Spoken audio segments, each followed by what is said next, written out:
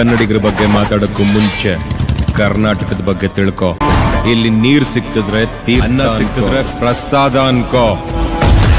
ನಡೆದಾಡಕ್ ಜಾಗ ಸಿಕ್ಕಿದ್ರೆ ದೇವಸ್ಥಾನದಲ್ಲಿ ನಡೀತಿದ್ದೀನಿ ಅನ್ನೋ ನಿಯತ್ತಿಟ್ಕೋ. ಪೌರುಷ ಅನ್ನೋದು ಪ್ರತಿಯೊಬ್ಬ ಕನ್ನಡಿಗನ್ ಬ್ಲಡ್ ಅಲ್ಲೇ ಇದೆ. ತಾಕತ್ತಿದ್ದವನ್ ಕೋಟೆ ಕಟ್ತಾನೆ, ದೌಲತ್ತಿದ್ದವನ್ ಅದ್ರ ಮೇಲೆ ಒಂದು ಬಾವುಟ ನೆಡ್ತಾನೆ, ಛಲ ಇದ್ದವನ್ ಹೋರಾಡ್ತಾನೆ, ಬಲ ಇದ್ದವನ್ ಎದುರಿಸ್ತಾನೆ. ಆದ್ರೆ ಜೀವನದಲ್ಲಿ ಈ 4 ಇರೋಂದೆ ಭರಾಟೆ.